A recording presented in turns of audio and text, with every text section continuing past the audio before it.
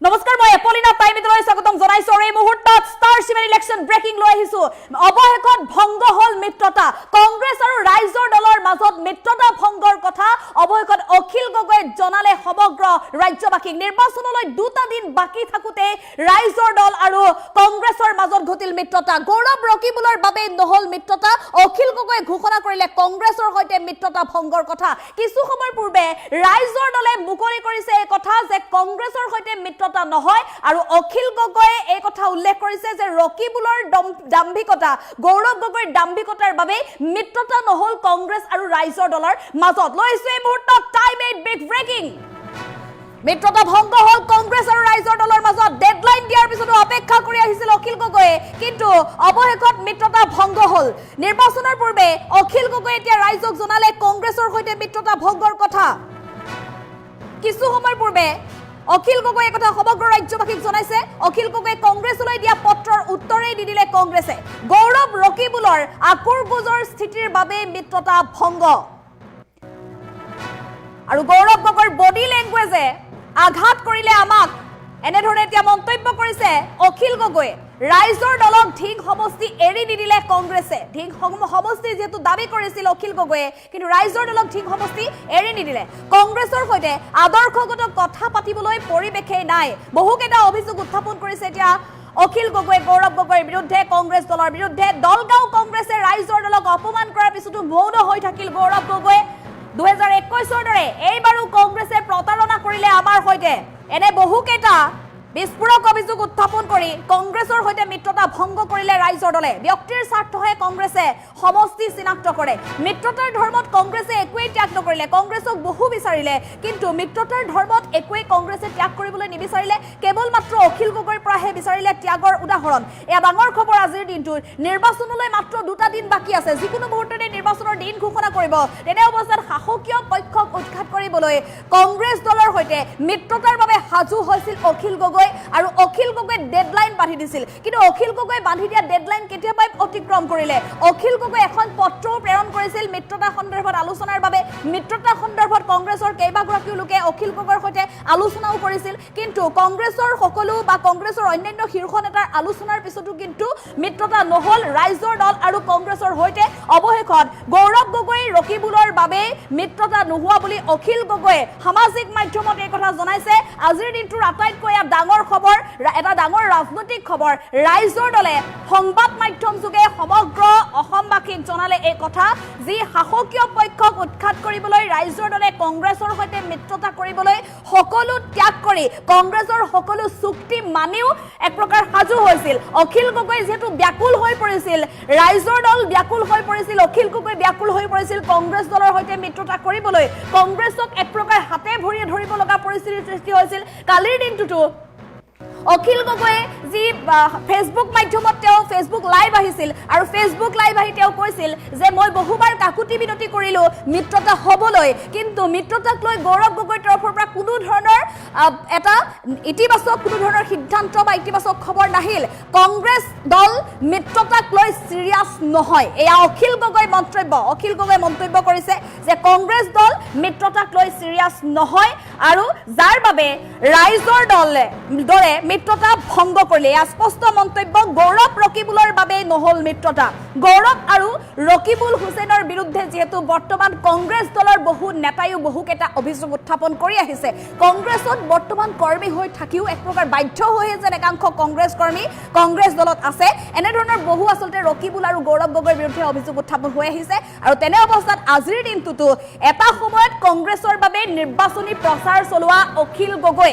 আজিৰ দিনটোত স্পষ্ট ৰূপত এই কথা উল্লেখ কৰিছে যে ৰকিবুল হুছেইন আৰু গৌৰৱ গগৈৰ বাবে মিত্ৰতা নহল এয়া ডাঙৰ খবৰ আজিৰ দিনটোত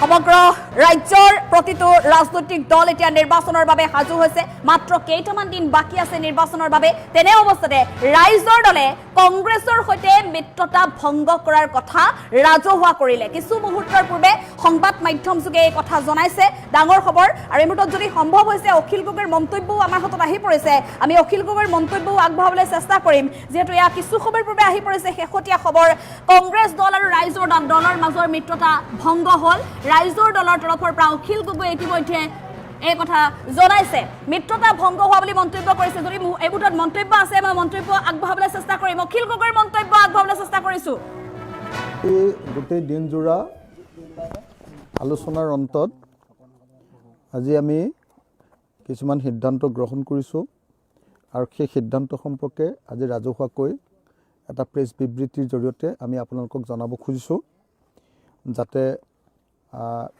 কথাবিলাক ইফাল সিফাল নহয় গতিকে ৰিটেন প্ৰেছ বিবৃতিৰ জৰিয়তে আমি কাম কৰিব খুজিছোঁ যোৱা 6 মাৰ্চ 2026 তাৰিখৰ 4টা বিৰোধী দলৰ গুৱাহাটীত অনুষ্ঠিত মিত্ৰতাৰ বৈঠক আৰু সংবাদমেলৰে প্ৰদেশ কংগ্ৰেছে ৰাইজৰ দলক মিত্ৰতাৰ পৰা আনুষ্ঠানিকভাৱে আঁতৰ কৰিলে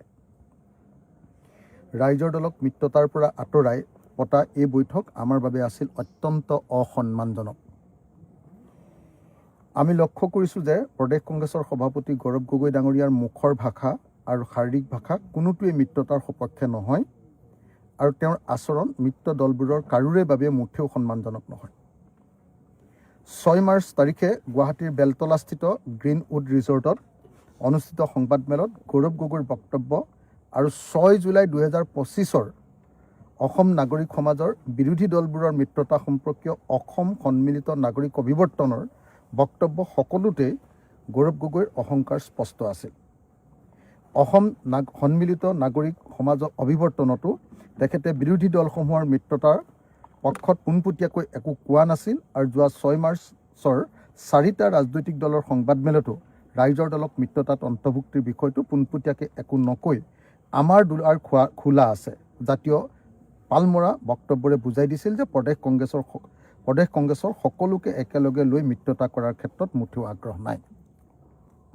কংগ্ৰেছৰ সৈতে ৰাইজৰ দলৰ মিত্ৰতা বাস্তৱিকতে কি বিষয়ত থমকি ৰৈছে এটা বাক্যত ক'বলৈ গ'লে সংখ্যাৰ দিশেৰে চালে এটা সমষ্টিৰ বাবে এই মিত্ৰতা ভংগ হোৱাৰ পথত আগবাঢ়িছে ৰাইজৰ দলে প্ৰথমে কংগ্ৰেছৰ সংখ্যা 27খন যি সময়ত জাতীয় পৰিষদে 26খন আসন বিচাৰিছিল আমি 27খনৰ বাবে অনুৰোধ কৰিছিলোঁ সেই সংখ্যাত কংগ্ৰেছে বহুত বেছি হ'ব বুলি কোৱাত আন্তৰিকতাৰে আমি সেই সংখ্যা 20লৈ হ্ৰাস কৰিছিলোঁ কিন্তু কংগ্ৰেছ আছিল নাচুৰবান্দা আৰু গৌৰৱ গগৈয়ে 100খনতকৈ অধিক আসনত কংগ্ৰেছে প্ৰতিদ্বন্দ্বিতা কৰিবই বুলি অতি দাম্ভিকতাৰে ৰাজহুৱাকৈ সীমাৰেখা এডাল টানি দিছিল সেই সীমাৰেখাৰ ভিত্তিত কংগ্ৰেছৰ তৰফৰ পৰা আমাক আসনৰ সংখ্যা হ্ৰাস কৰাৰ বাবে অনুৰোধ জনোৱাত আমি সেই সংখ্যা 15খনলৈ হ্ৰাস কৰিলোঁ আৰু তাতোতকৈ কম আসনত আমাৰ দলে প্ৰতিদ্বন্দ্বিতা কৰাত দলৰ সন্মতি নাই বুলি আমি স্পষ্টভাৱে জানিবলৈ দিলোঁ সৰ্বশেষত কংগ্ৰেছৰ 4জনীয়া আলোচনাকাৰী গোটে আমাৰ সৈতে 13খন আসনত সন্মতি প্ৰকাশ কৰে যাৰ মাত্ৰ 4খন আসনহে পোনপটীয়াকৈ আমাৰ পচন্দৰ আসন আছিল 4খন বন্ধুত্বমূলকভাৱে এৰি দিব খোজে আৰু 5খন কংগ্ৰেছৰ দ্বাৰা বিভিন্ন সময়ত আমাৰ ওপৰত জাপি দিয়া আসন অৰ্থাৎ আমি বাস্তৱিকতে 27খন আসনৰ পৰা 4খনলৈ অৱনমিত হ'লোঁ এইটো সংখ্যাতে কংগ্ৰেছে নাচুৰবান্দা হৈ লাগি ৰ'ল সৰ্বশেষত উপায়বিহীন হৈ আমি প্ৰস্তাৱ দিলোঁ যে আমি কংগ্ৰেছৰ সকলো চৰ্ত মানি ল'ম কিন্তু আমাৰ সাংগঠনিক ভিত্তি থকা ঢিং সমষ্টি পোনপটীয়াকৈ প্ৰতিদ্বন্দ্বিতাৰ বাবে আমাক এৰি দিবই লাগিব আমি উপায়হীন এইবাবেই ক'লোঁ যে আমি বিজেপিক আন্তৰিকতাৰে পৰাস্ত কৰিব বিচাৰোঁ সেইটো আমাৰ সংকল্প সেইটো আমাৰ প্ৰতিশ্ৰুতি কিন্তু কংগ্ৰেছৰ বাবে নিজৰ দলৰ স্বাৰ্থটোৱে সিদ্ধান্ত গ্ৰহণৰ একমাত্ৰ মাপকাঠি কৈ থকা আমি দেখিবলৈ পালোঁ তেওঁলোকে পোনপটীয়া আসনৰ হিচাপে আমাক দলগাঁও সমষ্টিটো এৰি দিব খোজে সেই দলগাঁও সমষ্টিটো এৰি দিয়াৰ প্ৰস্তাৱৰ পাছতো সমষ্টিটোত কংগ্ৰেছ নেতাকৰ্মীৰ উত্তাল প্ৰতিবাদ ধৰ্ণা অপপ্ৰচাৰ আৰম্ভ হয় আনকি ৰাইজৰ দলৰ প্ৰাৰ্থীৰ বিৰুদ্ধে অসৌজন্যমূলক আচৰণ ৰাজহুৱাকৈ প্ৰকাশ কৰে কিন্তু প্ৰদেশ কংগ্ৰেছৰ তৰফৰ পৰা তাক নিয়ন্ত্ৰণ কৰাৰ কাৰণে কোনো নিৰ্দেশ দিয়া আমি দেখা নাপালোঁ আমি নিশ্চিত যে প্ৰদেশ কংগ্ৰেছৰ প্ৰত্যক্ষ নিৰ্দেশতেই আমাৰ ওপৰত চাপ সৃষ্টি কৰিবলৈ এই কাম দলগাঁৱত কৰোৱা হৈছে আনহাতে আমি নগাঁও জিলাৰ ঢিং বিধানসভা সমষ্টিত কংগ্ৰেছৰ পৰা বিচাৰোঁ পূৰ্বে বহুবাৰ সন্মতি দিয়াৰ পাছতো এই সমষ্টিটো এতিয়ালৈকে কংগ্ৰেছে এৰি দিবলৈ সন্মত নহ'ল প্ৰদেশ কংগ্ৰেছৰ সভাপতি গৌৰৱ গগৈৰ দাম্ভিকতাৰে আমাৰ সকলো অনুৰোধ নচ্ছাদ কৰিছে গতিকে ক'ব পাৰি ঢিং বিধানসভা সমষ্টি ৰাইজৰ দলক এৰি নিদি কংগ্ৰেছে ৰাইজৰ দলৰ সৈতে মিত্ৰতা ভংগ কৰি যোৱা 6 মাৰ্চ তাৰিখে আন 3টা দলৰ সৈতে মিত্ৰতাৰ আনুষ্ঠানিকতা সম্পন্ন কৰিছে তাৰ পূৰ্বে আলোচনাৰ প্ৰক্ৰিয়া চলি থকা অৱস্থাত ৰাইজৰ দলৰ চূড়ান্ত তালিকাৰ পৰা ডিমৌ বৰচলা মাৰ্ঘেৰিটা দিছপুৰ দুলীয়াজান আদি সমষ্টিৰ নাম অন্তৰ্ভুক্ত কৰি একপক্ষভাৱে কংগ্ৰেছৰ প্ৰাৰ্থিত্বৰ তালিকা প্ৰকাশ কৰিছে তাৰ পাছতো আমি সংযম ৰক্ষা কৰি মিত্ৰতাত যাতে কোনো আউল নালাগে তাৰ প্ৰতি লক্ষ্য ৰাখি আমি বিবদমান সমষ্টিবোৰ বাদ দিহে প্ৰাৰ্থী তালিকা ঘোষণা কৰিলোঁ। ৰাইজৰ দলৰ বাবে ফেচিষ্ট সাম্প্ৰদায়িক শক্তিক পৰাভূত কৰাটোৱেই প্ৰধান কথা। আমি বিশ্বাস কৰোঁ দেশ, জাতি, জনগণ এই সামন্তীয় কুশক্তিৰ পৰা উদ্ধাৰৰ বাবে সকলো এতিয়া ককবকাই ৰৈ আছে। এই সাম্প্ৰদায়িকতাবাদী অৰ্থাৎ বিজেপি ভুৱা ৰাষ্ট্ৰীয়তাবাদী আৰু উন্মত্ত, এই উন্মত্ত শক্তিটোৱে দেশ এফালৰ পৰা বিক্ৰী কৰিবলৈ নামি গৈছে। দেশৰ সম্পদ, পুঁজিপতি, কৰ্পৰেট শক্তিক গোগ্ৰাসে চমজাই দিছে। জনতাৰ বজাৰ জনতাৰ হাতৰ পৰা কাঢ়ি নি কৰ্পৰেটবিলাকৰ হাতত এফালৰ পৰা দি দিছে। সিহঁতৰ নীতিৰ ফলস্বৰূপে দেশীয় ব্যৱসায়ীসকলৰ হাহাকাৰ হৈছে, ব্যৱসায় মন্দা হৈ গৈছে।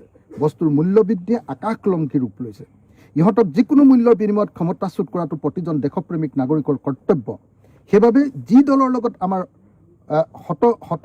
শত মতবিৰোধ আছে, সেই কংগ্ৰেছৰ সৈতে যুক্ত ফ্ৰণ্ট গঠনৰ বাবে আগবাঢ়ি আহিছিলোঁ। তেওঁলোকে আমাক 2021 চনৰ বিধানসভা নিৰ্বাচনত দেশকৈ বিশ্বাসঘাতকতা কৰিছিল। কেৱল 8টা বিধানসভা সমষ্টিত লৈ আমি কংগ্ৰেছৰ সৈতে 2021 চনত জোটবন্ধনৰ বাবে সন্মত হৈছিলোঁ। কিন্তু BPF দলটো কংগ্ৰেছ দলৰ কাষ চাপি অহাৰ লগে লগে কংগ্ৰেছে আমাক প্ৰতাৰণা কৰিলে। বিশ্বাসঘাতকতা তেওঁলোকে কৰিলে, ঠগিলে তেওঁলোকে, কিন্তু অপপ্ৰচাৰ কৰিলে আমাৰ বিৰুদ্ধে তেওঁলোকেই। আমি গোপনে আলোচনা চলাই আছিলোঁ বাবে, সেইবাৰ মিত্ৰতাৰ ধৰ্ম ৰক্ষা কৰি আছিলোঁ বাবে সেইবাৰ আমি খলনায়ক হৈ পৰিলোঁ।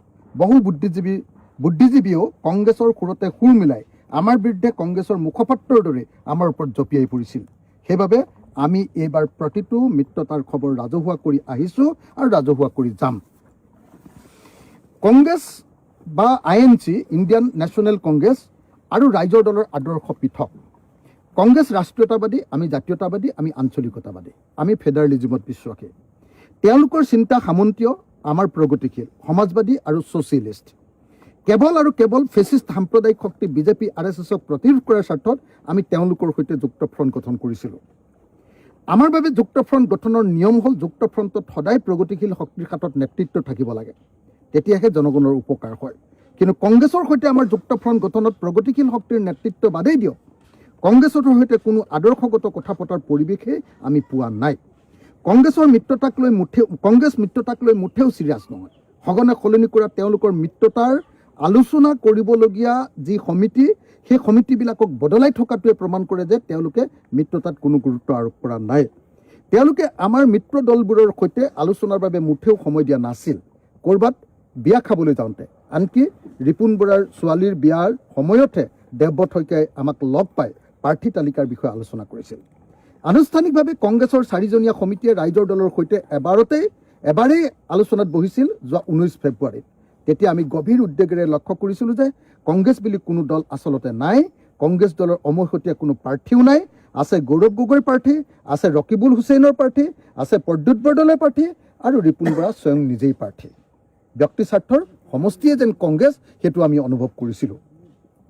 আমি মিত্ৰতা বিচাৰোঁ। ৰাইজৰ দলে গভীৰভাৱে আন্তৰিকতাৰে মিত্ৰতা বিচাৰে আৰু এই মিত্ৰতা বিচাৰোঁ সাম্প্ৰদায়িক ফেচিবাদী শক্তিক উৎখাত কৰিবৰ কাৰণে, জনতাক শান্তি দিবৰ কাৰণে। সেইবাবে কংগ্ৰেছৰ সকলো কেৰামতালি আমি সহ্য কৰি আছিলোঁ। কিন্তু মিত্ৰতাৰ বাবে যি ত্যাগ লাগে, সেই ত্যাগ কেৱল ৰাইজৰ দলেহে কৰিব লাগিবই বুলি আমি কেতিয়াও মানি ল'ব নোৱাৰোঁ। সেয়া কোনো গণতান্ত্ৰিক দৃষ্টিভংগী নহয়।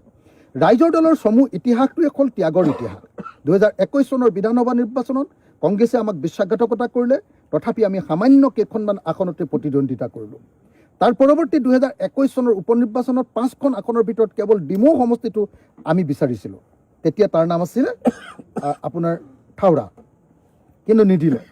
সেই নিৰ্বাচনত কংগ্ৰেছে পালে 5,892টা, অৰ্থাৎ 6.65% ভোট থাওৰাত, আৰু ৰাইজৰ দলে পালে 24,395, অৰ্থাৎ 27.52% ভোট। তাৰ পাছতো 2026 চনৰ বিধানসভা নিৰ্বাচনত গৌৰৱ গগৈয়ে আমাক ডিমৌ বা থাওৰা সমষ্টিটো এৰি দিবলৈ অনুৰোধ কৰিলে আৰু আমি গৌৰৱ গগৈৰ অনুৰোধত সেই সমষ্টিটো এৰি দিবলৈও সন্মত হ'লোঁ। 2024 চনত অসমৰ পঞ্চদশ বিধানসভাৰ দ্বিতীয়টো উপ নিৰ্বাচনত গৌৰৱ গগৈয়ে মিত্ৰজোঁট ভাঙি চুৰমাৰ কৰিলে সম্পূৰ্ণ দাৰ্ভিকতাৰে, আৰু AICCৰ ক্ষমতাৰে বলিয়ান হৈ তেওঁ বিহালীৰ আসনখন CPIML দলৰ পৰা কাঢ়ি ল'লে। তেতিয়ালৈকে কংগ্ৰেছৰ সদস্য পদ গ্ৰহণ নকৰা BJPৰ এজন সদস্যক কংগ্ৰেছৰ প্ৰাৰ্থিত্ব দি BJPৰ এজন অতি কেঁচা প্ৰতিদ্বন্দ্বীৰ হাতত গৌৰৱ গগৈ ধৰাশায়ী হ'ল। 2024 চনৰ লোকসভা নিৰ্বাচনতো ৰাইজৰ দলক এখনো আসন এৰি নিদিলে। আমি ত্যাগ কৰি দিলোঁ। ৰাইজৰ দলে সৰ্বোচ্চ কষ্ট কৰি যোৰহাট, নগাঁও, কৰিমগঞ্জ, ধুবুৰীৰ কংগ্ৰেছৰ প্ৰাৰ্থীক জিকোৱাত মনোনিৱেশ কৰিলোঁ। এখনক বাদ দি 3খন আসনত কংগ্ৰেছ জয়ী হ'ল। আমাৰ অভিজ্ঞতা হ'ল ৰাইজৰ দল মানে ত্যাগ, ত্যাগ আৰু ত্যাগ। এতিয়া 2026 চনৰ বিধানসভা নিৰ্বাচনতো কংগ্ৰেছে আমাৰ বাছনিত মাত্ৰ 4খন আসন এৰি দিছে। মাত্ৰ 15খন আসনৰ 13খন আসন এৰি দিব খোজে। তাৰে 9খনেই কংগ্ৰেছৰ বাছনি আৰু সেই 9খনৰো 4খনেই বন্ধুত্বমূলক প্ৰতিদ্বন্দ্বিতাৰ বাবে।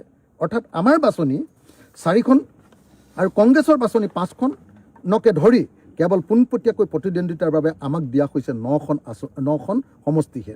এতিয়া 4খন বন্ধুত্বমূলক আসনৰ এখন ঢিং আমাক পোনপটীয়াকৈ এৰি দিলেই আমি সকলো ত্যাগ কৰি মিত্ৰতা কৰিবলৈ প্ৰস্তুত আছোঁ বুলি বাৰম্বাৰ আমি জনাই আহিছিলোঁ। কিন্তু গৌৰৱ গগৈ আৰু ৰকিবুল হুছেইনে ঢিং আমাক এৰি নিদিলে। আনসকলে এৰি দিয়াৰ পক্ষপাতি আছিল যদিও আনকি AICCও আমাৰ সন্মুখত ঢিং এৰি দিম বুলি ঘোষণা কৰিছিল। ক'বলৈ গ'লে ৰকিবুল হুছেইন আৰু গৌৰৱ গগৈৰ আকুৰগুজালিৰ বাবে আমাৰ এই মিত্ৰতা ভাগি গ'ল। আমি কৈছিলোঁ সকলো মিলি কংগ্ৰেছৰ বাছনি, ৰাইজৰ দলৰ বাছনি আৰু বন্ধুত্বমূলক 13খন আসন আমি 13খন আসনৰ পাছত অতিৰিক্ত আন 2খন আসন লৈ আমাক 15খন আসন দিলে হৈ যাব। কংগ্ৰেছে যোৱা 6 মাৰ্চত কিয় মিত্ৰতা ভাঙি দিলে? আমাৰ ৰাইজৰ দলৰ ইয়াত কিবা দোষ আছে নেকি? আমি স্পষ্টতাৰে কওঁ, আমি উদাৰ আছিলোঁ আৰু কংগ্ৰেছৰ সকলো উদ্ভট কথা বাৰ্তাত আমি মিত্ৰতাৰ স্বাৰ্থত সদায় সহ্য কৰি আহিছিলোঁ। কিন্তু কংগ্ৰেছে আমাক আত্মসমৰ্পণ কৰাব খুজিছিল, আমি আত্মসমৰ্পণ কৰিবলৈ সন্মত নহ'লোঁ। আমি মাত্ৰ 15খন আসনৰ তেনে সামান্য লক্ষ্য এটা দিছিলোঁ আৰু ন্যূনতম 59টা কৰ্মসূচী কমন মিনিমাম প্ৰগ্ৰেম এখন বিচাৰিছিলোঁ। গৌৰৱ গগৈয়ে কিন্তু কমন মিনিমাম প্ৰগ্ৰেম অৰ্থাৎ ন্যূনতম 59টা কৰ্মসূচী এখন কোনোপধ্যে ল'বলৈ ইচ্ছা প্ৰকাশ কৰা নাই। তেওঁ আমাক সন্মান দিব খোজা নাছিল আৰু গৌৰৱ গগৈয়ে দাম্ভিকতা দেখুৱাই মিত্ৰতা ভাঙি দিয়াৰ পক্ষত অৱস্থান লোৱা আমি দেখিলোঁ। আজিৰ দিনটোত আমি অতি দুখেৰে জনাওঁ যে যোৱা 19 ফেব্ৰুৱাৰীৰ মিত্ৰতাৰ বৈঠক বিফল হোৱাৰ পাছত 20 ফেব্ৰুৱাৰীত আমি কংগ্ৰেছ দললৈ আনুষ্ঠানিকভাৱে এখন পত্ৰ প্ৰেৰণ কৰিছিলোঁ। কিন্তু আজি পৰ্যন্ত আমাক অসন্মান কৰি কংগ্ৰেছ দলে আমাৰ সেই চিঠিৰ কোনো উত্তৰ নিদিলে আৰু উত্তৰ নিদি আমাৰ স্বাভিমানত আঘাত আনিলে।